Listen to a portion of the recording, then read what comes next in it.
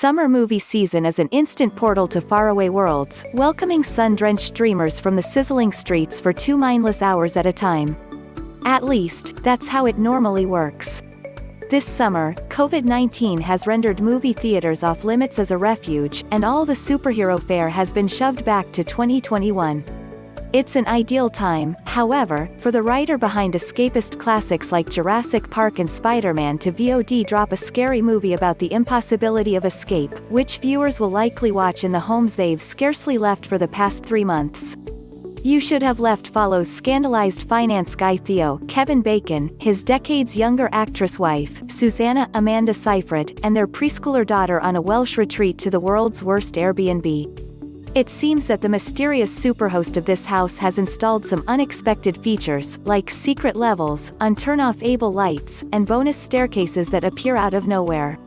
Not long after arriving, the family finds their spooky temporary residence simultaneously uninhabitable and devoid of an exit strategy. And that's when the real scares begin.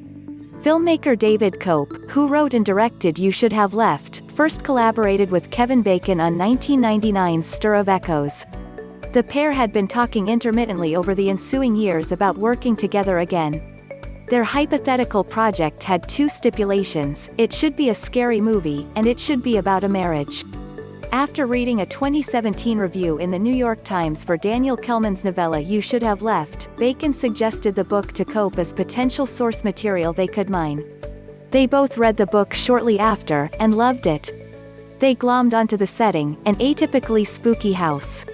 They fawned over how the marriage lies at the dead center of the story, rather than merely functions as an element acted upon by it.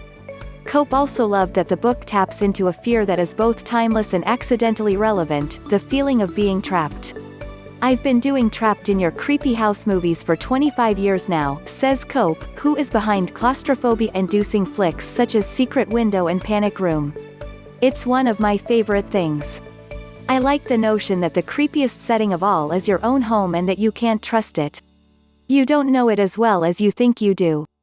Both in terms of story and metaphor, there are things underneath, things unexplored, and things that are buried. The inescapable house is a natural setting for mounting dread, the familiar made strange. It's a subgenre that delivers a far different flavor of scares than Cabin in the Woods movies, with a rich history in film and TV going back to the Little Girl Lost episode of the Twilight Zone, and the film Poltergeist, which was partly inspired by it. Not to mention all the literature.